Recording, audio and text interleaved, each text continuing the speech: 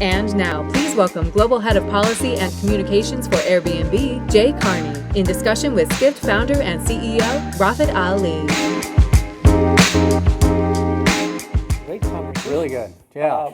We had all this planned on how we're going to open it. I guess we have to follow from there because that would be a total miss. Yeah, it was, they were excellent. So, well, thank you for being here, Jay. I know you don't like to speak at industry conferences. I'm very shy.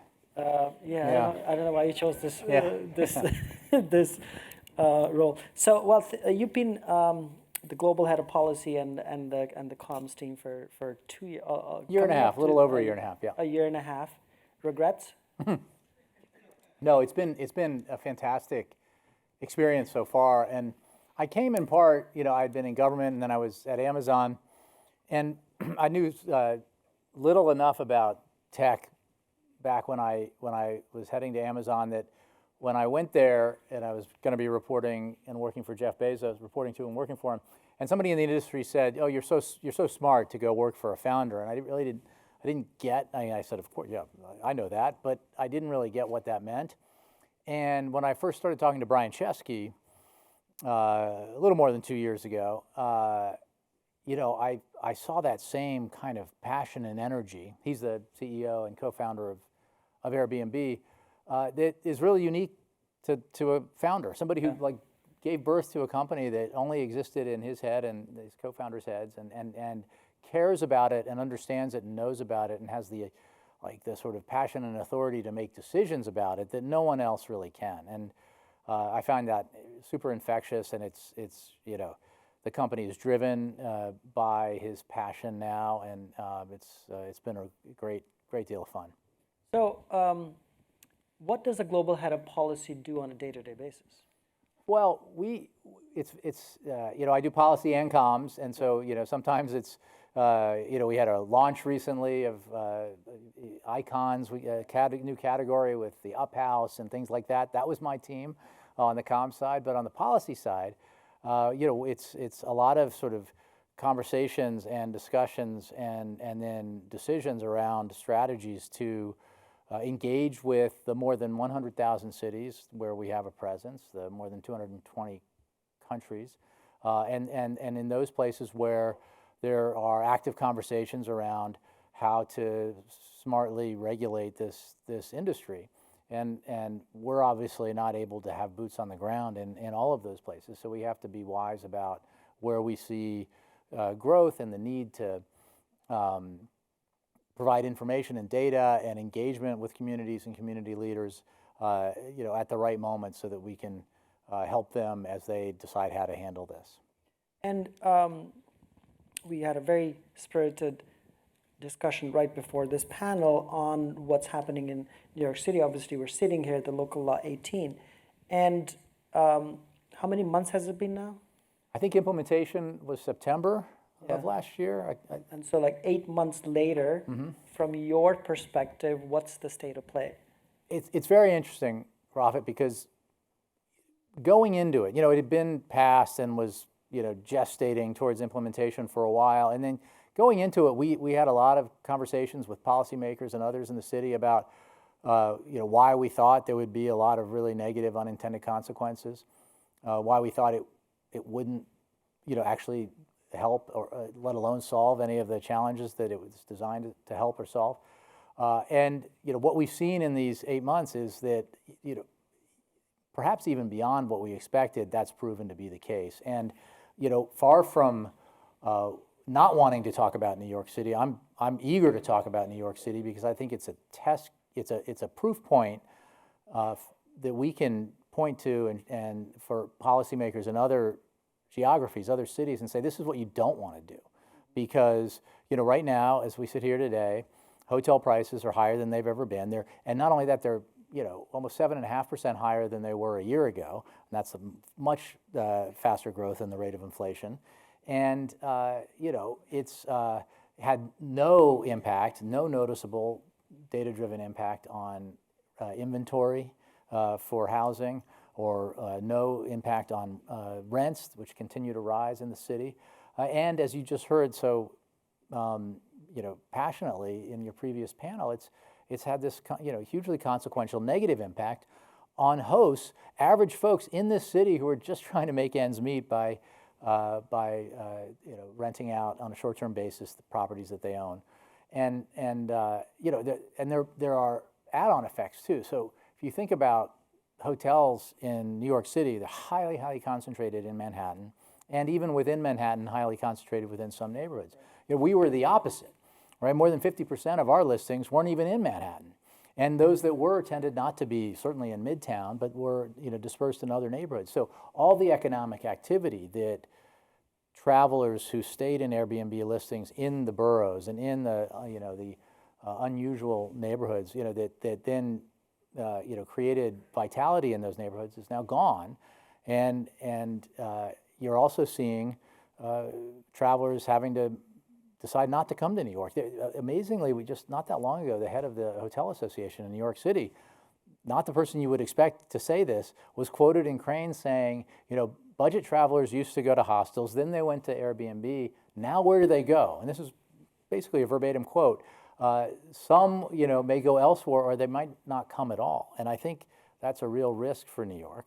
The average price in May of a hotel room, average price, and think about the hotel stock in the city, got close to $400 a night. So think about what you're getting. I heard an anecdote today. Somebody, not the Holiday Inn, it's a fine brand, but nobody would think of it as luxury. And somebody had to pay for a college graduation $600 a night for a Holiday Inn. And it's really, if you're, tourism is very important in New York City, and you're basically pricing out anybody who's not really got a lot of wealth. And so have you closed shop and you've left? No, I mean there are. It's been a huge reduction, obviously, in our listings to comply with the law. There are allowances for long-term listings and things like that, but we're a fraction of what we used to be here. But we haven't given up hope. I mean, it's a blessing for us because we're so dispersed. We're in all those cities that I talked about. That New York City, as amazing as it is and iconic as it is still less than 1% of our business, right? Now, back in the early days of Airbnb, it was a much more consequential piece of the business. But obviously, as Airbnb grew and with the pandemic, it really became so dispersed and travel became dispersed.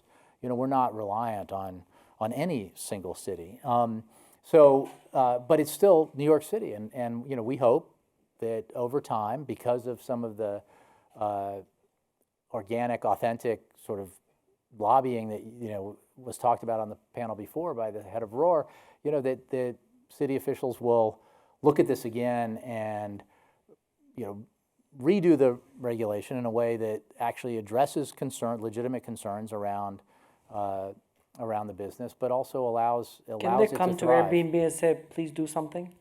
Well, we're always in conversations here and elsewhere with city officials, and we, leading up to implementation, we made suggestions about how it could be adjusted, as draconian as it was, to be a little more, permissive and a little less punitive, and therefore retain benefits for hosts and visitors.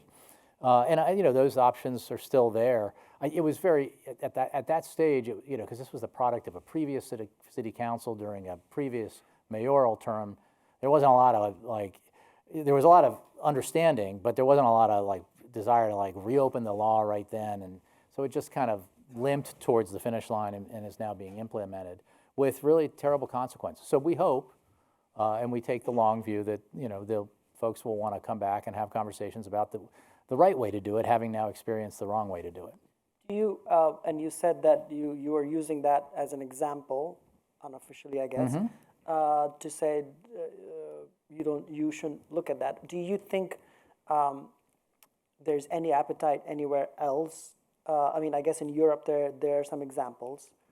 Well, we've seen, over the years, certainly in the run-up to the pandemic, then there was obviously, things were quiet for a while, especially in big urban centers. And then in the years since the pandemic, sort of tapered off, lots of activity, as the business has grown, both ours and the short-term rental business in general. In Europe, there's obviously, we're certainly not alone as players in the field.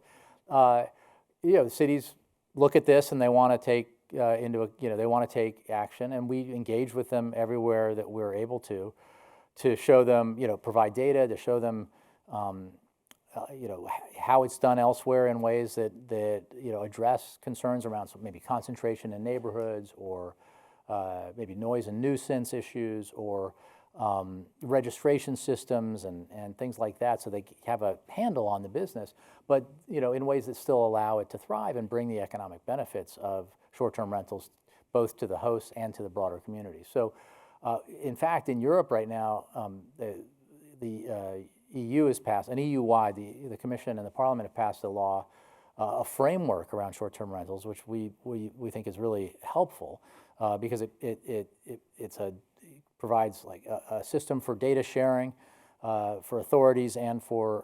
And you just won a case in Italy where they were trying to bypass that law. Yeah, that's right, and there are successes and setbacks all the time because we're dealing with so many places at once. But in general, like this overarching EU framework, which will take 2 years to implement, we think is a very positive development because and we've just issued a pledge today that talks about how we will work with authorities to provide data, how we'll work with governments to help them craft sensible regulations, and I think the outcome will be positive because we have obviously a lot of hosts in Europe and a lot of opportunity there.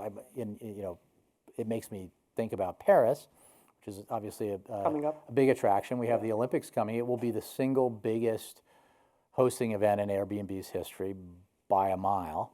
And for those of you who don't know, Airbnb is one of the official sponsors. They were for the Tokyo Olympics, but that was in the middle of COVID. So this is really the first big coming out, so to speak. I think that's right. I mean, the Olympics, because of COVID in particular, were challenging. But this is going to be, I think, spectacular. And we're a sponsor, but we're also providing an enormous amount of lodging in Paris, and that's important because it helps keep prices under control, right? If you're not just relying on hotels. I think we've seen something like a 40% increase in the number of hosts in Paris, or in France at least, because there are other locations besides Paris where they're having events. It's since just in a year, 40% increase. And outside folks who've looked at this have said they expect us to house somewhere around 500,000 people just for the Olympics and Special Olympics, or Paralympics rather. So I think that's a great example of how we provide a lot of value for travelers and for communities around these big events. And going back to New York, New York's got Copa, Latin American or American soccer tournament coming up. People are going to look for places to stay, and they're going to find themselves priced out. They're hosts for World Cup games in 2026. Oh, but there's a World Cup going on right now in New York. I don't know if you know that. Cricket World Cup is going on. I heard about that. Yeah. That's exciting. I mean, it's not New York City. It's Long Island and other places. But and I think that we have found. How do these special events help, I guess, progress policy? Well, I don't want to say that the stress that is created around situations like New York City, where regulation has made us not an option, is like a good thing to point to, which is why I say I like to talk about New York now, because it's an example of what you don't want to do. But it helps obviously with awareness. Oh, here's a really interesting fact. I might not get the data quite right, but we tracked Taylor Swift is in Europe right now, and her upcoming tour. It's just a huge jump in searches on Airbnb that corresponds exactly with the cities where she's having concerts. And we saw similar things happen in her U.S. tour. So we saw that with the eclipse. And what was cool about that is it also highlighted the fact that where the eclipse was at its most visible was a swath of the country that did not have a lot of hotels, but they did have Airbnb listings. And so we saw a huge jump in activity as people traveled to go check out the eclipse. Is there a group within Airbnb that is focused on like special events we're going to tie up, or we're going to help get more supply? I think it's more. That's a good question, and I could be wrong about this because mean, I can't, claim that I'm new anymore, but it's like I don't know everything about it. I know that, for example, with Paris, we have an Olympics team, and we have obviously our country manager and the business team in France, as well as the sort of manager of Europe or non-North America, and that they focused a lot on building supply in Paris, and we've Brian and I were in Paris last September.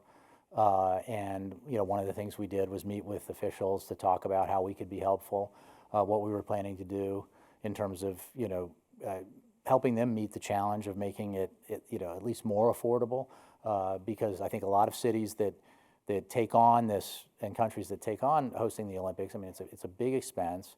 They have to sell that as a net plus to their constituents, to their residents. And I think there's a lot of pressure around Olympics in France, but I think this is true elsewhere. Like, who are these really for? Are these like the average French people get to come? And given where our listings are and their comparative affordability to hotels, I think the answer is yes. Helps them say yes. We also allow cities not to get into that situation where they have to rush to build a bunch of hotels that then they might found themselves with too much hotel inventory after the Olympics. So. We're very sustainable in that sense. Obviously, Airbnb is existing housing. It's always existing housing. You're not building anything new to create an Airbnb. Brian was saying on the latest earnings call that Airbnb wants to be a lot more hands-on with the hosts. Mm-hmm. What does that mean? Well, we've been working, and this is work that will continue, to be much better at giving our hosts the tools that they need to become successful, and we saw that a lot around the debate around pricing transparency and whether was Airbnb becoming too expensive, and we obviously prices went up everywhere during the pandemic and then with inflation, but one of the ways that we were able to address that is we discovered that hosts, because as you heard before, like a lot of our hosts, most of our hosts are not like full-time property managers or they didn't have a lot of tools or data or information to find out like what is a competitive price, like what should I be asking for, and what's a dynamic price, shouldn't and so we're giving them more information about what other people are getting for their similar properties in their neighborhoods or their cities, where those prices might go up because of it's seasonal or a big event, and they want to track that, and then what the right price point is to win a booking, and that obviously helps keep prices consistent and keep them competitive and overall low. It creates low, continues to make Airbnb a budget option for people who are looking for that. By the way, I should mention, Brian, do we have time for or Becca? Do we have time for questions? Okay. So people, if they want to ask questions, put it. It's the only thing I know how to do is answer questions.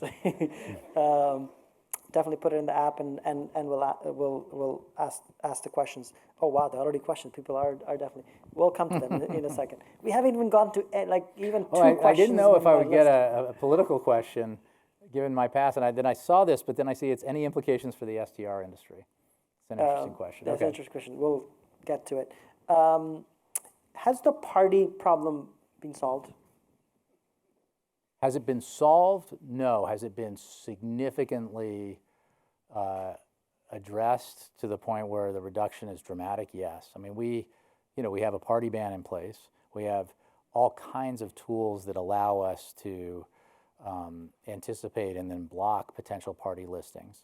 That was one of the regulation came in because of these types of issues. I mean, exactly. That was one of the issues. It was certainly one of the issues, and during COVID, where people didn't have alternatives, before I was at Airbnb, but folks were booking places in order to gather and have a party, and we just took a zero tolerance approach to that, and have, I think, been very successful in reducing that problem, not to zero, but getting there. And the unfortunate thing is obviously when there's a party, there's like all sorts of bad outcomes potentially, including violation of the host rules or guidelines, violation of maybe damage to a property, but far worse when there's something really bad that happens at a party. That makes the news, gets a lot of attention. Right. But the incident rate is very low and certainly dramatically lower than it was. Back to the hosts again, which I think maybe Brian said this last year, that you're interested in introducing a marketplace for host services. What's the status of that? Well, I would just say that, like you saw with our recent launch, the icons, the up house, and the crazy things we're doing. That's a way of I think telegraphing pretty clearly that the Airbnb is about more than just a lodging experience. Even though our lodging experiences, because each one of them is unique, is an experience in and of itself. But it's about it can also be about these magical. Yeah, we're showing. You see, I mean, that's a real house. I mean, if you haven't seen this, that's a real house that was built to scale. It's 40,000 pounds, and it's being lifted into the air by a crane, and you can book it. And it's in New Mexico. You can't book it. Well, it's sold. I think it's sold out, but you could book it. I can't looking at my colleagues. I think but you could have booked it. And these aren't. This isn't the cartoon. These are real photographs. And we reconstructed it for the launch on a soundstage in Los Angeles on May 1st, and dramatic unveiling, and you walk in it and you feel like you're in the movie. And here's the X Mansion. This is a real house in I think Westchester County. That's a real photograph. Looks like a cartoon. That's actually the house. We had amazing work done to make it look like that, and you can book that. So anyway, I guess I digress, but that's a way of saying that expanding beyond the core, which is how we describe, growing the business into different areas. This is the first step in that direction around sort of expanding to these magical experiences. Being able to see and do things that you thought you couldn't. So now, by the way, you're not charging for these, so I guess it's not a business contribution. Right. I mean, the icons are either, I think, $0 or certainly under $100. And they're a brand awareness effort. They're that create a lot of excitement. They're very effective for us in targeting certain segments. The Up House and X-Men. Maybe millennials, and then the house from Purple Rain that Prince bought before he died, and the estate has had. That is cool. I mean you're generationally speaking. I think it's cool too, because that targets us. And then Kabe Lame, like I had not heard of Kabe Lame. He has more followers than anybody in the world on TikTok, and you can go book and hang out with him, in Milan where he lives. But Janvi Kapoor, if you're not a Bollywood fan, you haven't heard of her. She's royalty in India. She has 4 movies coming out this year. Her family is the most famous family in Bollywood, and you go stay in her family vacation home on the sea. So and that's gotten a lot of enormous attention. So it's we measure the success of these in terms of the kind of. And is this a permanent thing, or this is a time thing? It is an ongoing thing. Okay. It is an ongoing thing. So we have, even since the 11 we announced on May 1st, we launched a new one, the Incredibles house. There's something that Brian tweeted today or yesterday. I know he did the Incredibles house, I don't know, a couple weeks ago. Oh, it's working now. Sorry. And then I'm not sure if I have to check his Twitter feed, but we will continue to roll out new ones and announce new ones, and ongoing, regularly throughout the rest of this year into next year. So it's an ongoing program. And will this replace experiences? No.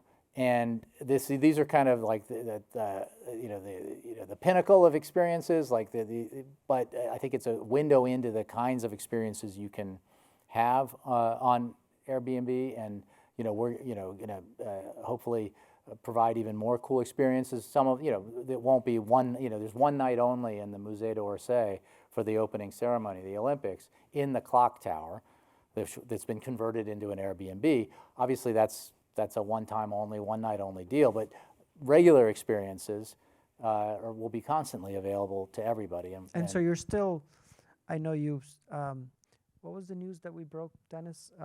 Experiences, I think, well, this is the booking page, which I guess everything is This sold is out. Icons. These are the crazy ones. Everything Yeah. is sold out. Sold out or yet to come. Yeah, coming in October, coming in August, and there'll be more. Yeah, as you said, like I only identified one of them. That was Prince, because that's my generation. There you go. There's a Ferrari museum. I guess yes, Yeah, that's true. you have a Ferrari, don't you, Rafat? No. Yeah. Let's move on.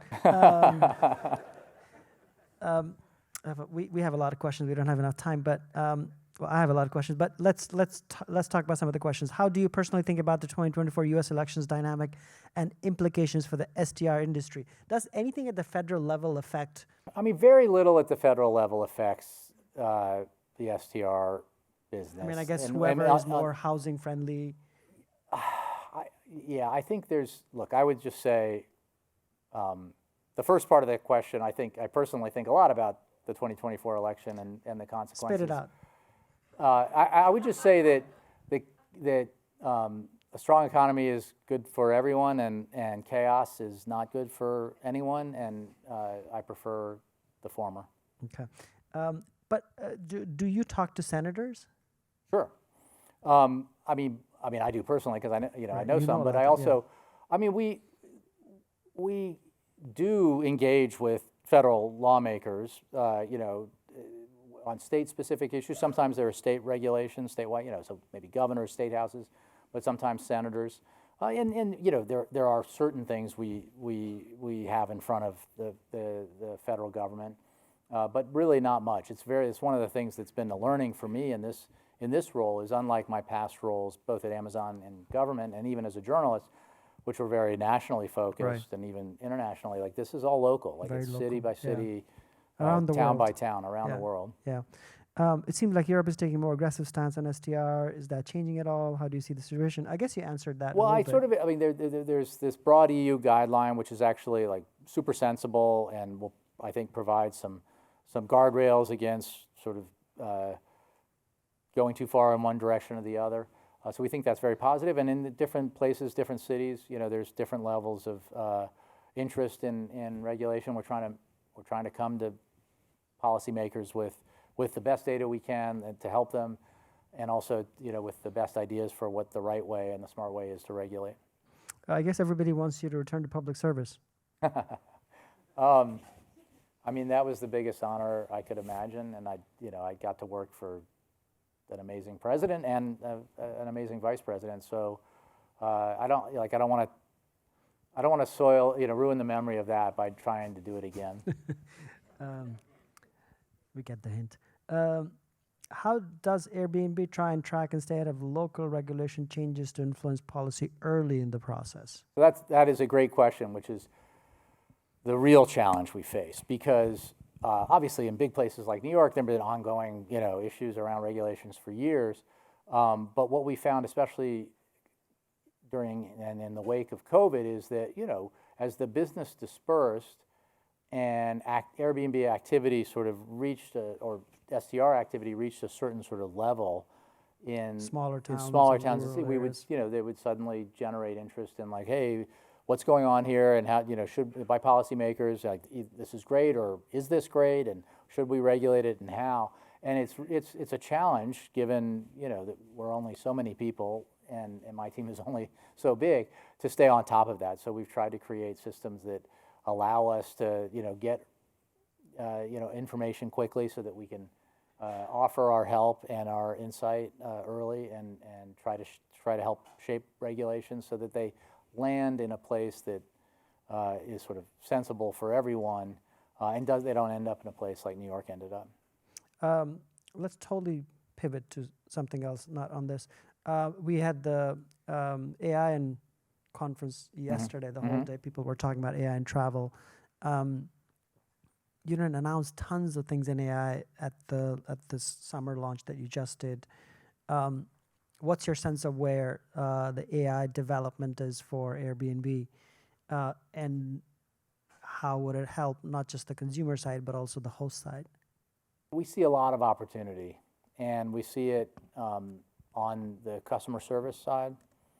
And we see it not as an automation thing, but a way to be more personalized and more relevant to our guests and our hosts, and also to move faster and to be better at it.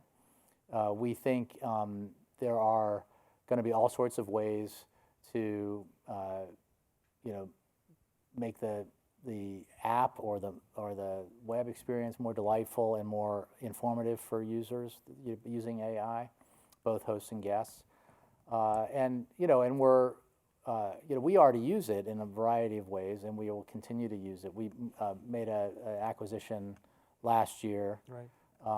that with a team that's really helping us in that space. So I think it's good to be